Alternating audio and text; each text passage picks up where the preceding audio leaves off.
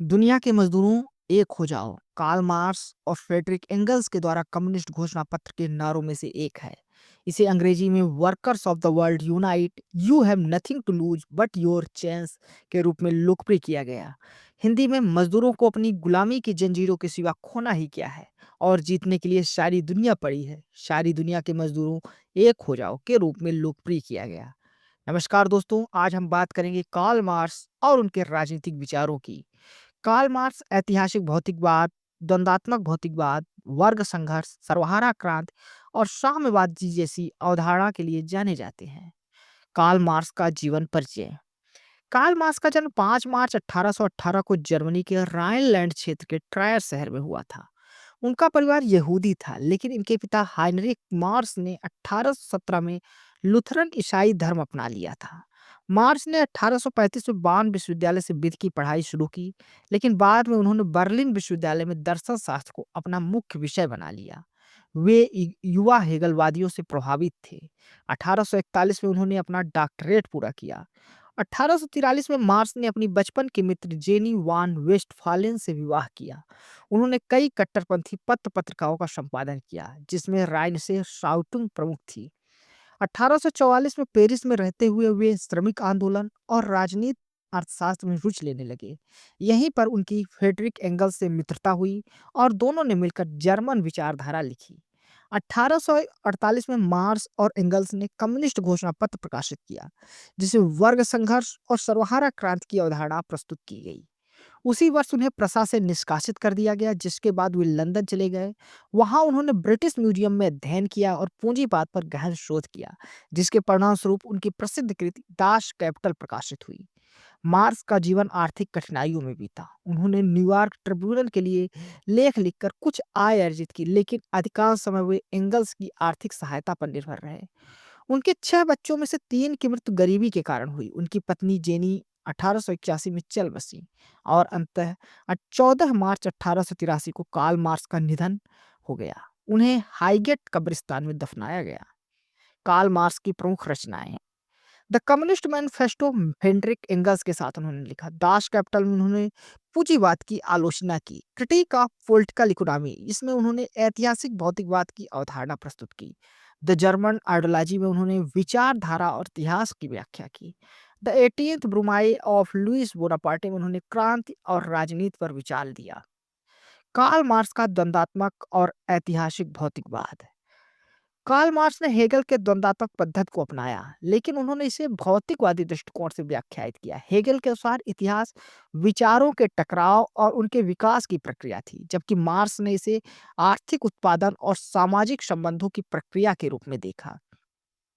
Marks ने तर्क दिया कि भौतिक वास्तविकता विचारों से अधिक महत्वपूर्ण है और चेतना का निर्धारण जीवन की भौतिक परिस्थितियों में होता है। उन्होंने हेगल के आदर्शवादी पद्धति को खारिज करते हुए इसे भौतिक संसार के लिए लागू किया। मार्क्स के अनुसार सामाजिक परिवर्तन द्वंद्वात्मक संघर्षों का परिणाम होता है, जिसमें प्रत्येक युग की आर्थिक संरचना नई सामाजिक परिस्थितियों को जन्म देती है।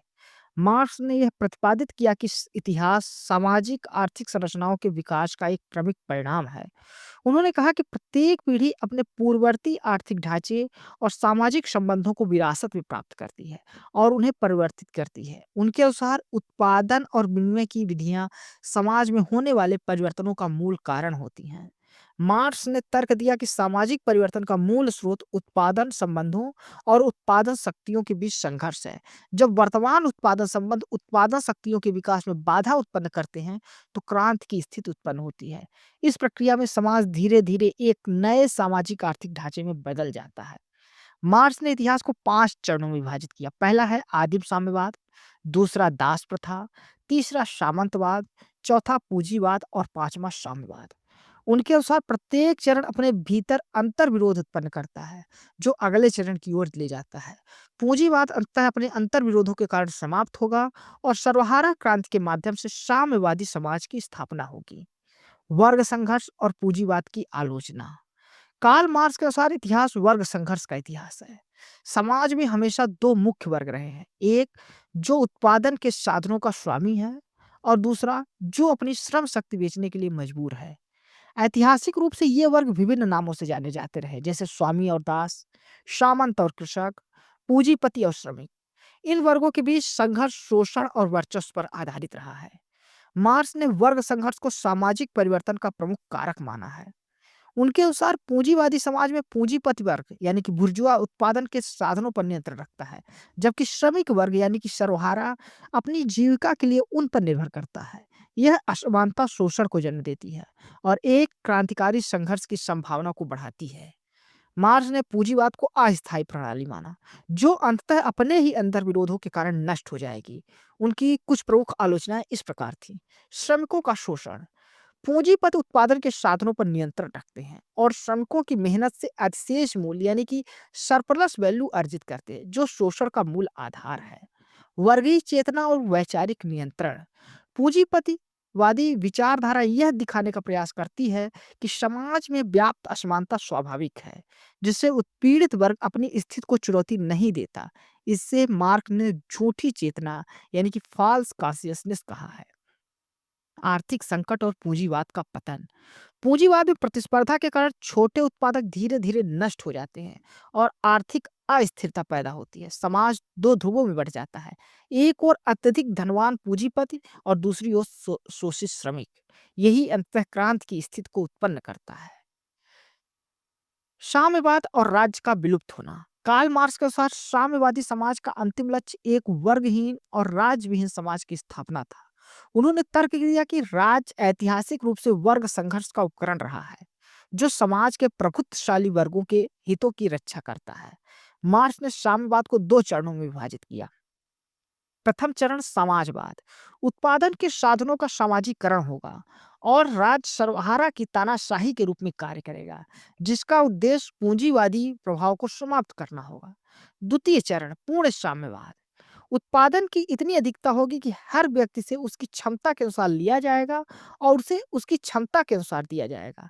इस अवस्था में निजी संपत्ति समाप्त हो जाएगी और राज्य की आवश्यकता भी समाप्त हो जाएगी। फ्रेडरिक एंगल्स ने एंटी ड्यूरिंग में withering away of the state की अवधारणा प्रस्तुत की। उन्होंने कहा कि व्यक्तियों पर शासन करने वाली सरकार धीरे धीरे चीजों के प्रशासन और उत्पादन प्रक्रियाओं के प्रबंधन में बदल जाएगी। इसका अर्थ यह था कि सरकार की जबरदस्ती की भूमिका समाप्त हो जाएगी और एक स्वनियंत्रित समाज विकसित होगा। मार्क्स ने स्पष्ट कहा कि राज्य का उन्मूलन अचानक नहीं होगा, बल्कि यह एक संक्रमणकालीन प्रक्रिया होगी। क्रांति के बाद सर्वहारा वर्ग राज्य को अपने नियंत्रण में लेगा और इसे शोषक वर्गों के प्रभाव से मुक्त करेगा। एक बार जब वर्ग संघर्ष समाप्त हो जाएगा तो राज्य की आवश्यकता स्वतः ही समाप्त हो जाएगी। मार्क्सवाद की समकालीन प्रासंगिकता, मार्क्सवाद ने आधुनिक समाज और राजनीति को प्रभावित किया, लेकिन इसके कई पहलुओं की प्रासंगिकता को लेकर बहस जारी है। मार्क्सवाद की पूंजीवाद पर की गई आलोचना आज भी महत्वपूर्ण मानी जाती है। श्रमिकों का शोषण, आर्थिक असमानता, पूंजीवादी संकट जैसी समस्याएं आज भी मौजूद है। थॉमस पिकेटी, जो आधुनिक अर्थशास्त्री हैं, उन्होंने भी आर्थिक असमानता पर अपने शोध में मार्क्स के विचारों की पुनर्व्याख्या की है। आधुनिक पर्यावरणीय आंदोलनों में मार्क्सवादी विचारधारा का प्रभाव देखा जाता है। इको सोशलिज्म जैसी विचारधाराएं पूंजीवाद को पर्यावरण संकट के लिए जिम्मेदार मानती हैं और संसाधनों के सामाजिक स्वामित्व की वकालत करती हैं। उत्तर आधुनिक विचारक मार्क्सवाद की कुछ धारणाओं को चुनौती देते हैं, खासकर इसकी इतिहास के अपरिहार्य विकास की धारणा को, जो तर्क देते हैं कि इतिहास में कोई निश्चित दिशा नहीं होती और सामाजिक परिवर्तन जटिल कारकों पर निर्भर करता है। मार्क्स की आलोचना, एडवर्ड बर्नस्टीन ने मार्क्स के क्रांति के सिद्धांत को अस्वीकार कर सुधारवाद का समर्थन किया है। मार्क्स ने राष्ट्रीयता और सांस्कृतिक पहचान की भूमिका को कम करके आका। साम्यवादी शासन में राज्य का दमनकारी रूप देखने को मिला, जो मार्क्स के विचारों के विपरीत था। निष्कर्ष, कार्ल मार्क्स को आधुनिक समाजशास्त्र, अर्थशास्त्र और राजनीतिक दर्शन में सबसे प्रभावशाली विचारकों में से एक माना जाता है। उनकी विचारधारा ने रूस, चीन, क्यूबा और कई अन्य देशों में क्रांतियों को प्रेरित किया है। मार्क्स का वर्ग संघर्ष, ऐतिहासिक भौतिकवाद, पूंजीवाद की आलोचना और साम्यवादी क्रांति का सिद्धांत आज भी राजनीतिक और अकादमिक बहस का विषय है। दोस्तों, यह वीडियो आपको कैसा लगा है अपने कमेंट्स के माध्यम से हमें जरूर बताइएगा। साथ साथ आप हमारे इस वीडियो को लाइक करें, हमारे इस चैनल को सब्सक्राइब करें, ताकि इस तरह की वीडियो आपको मिलती रहें और इसे अपने दोस्तों के साथ भी शेयर करें। धन्यवाद। Thank you.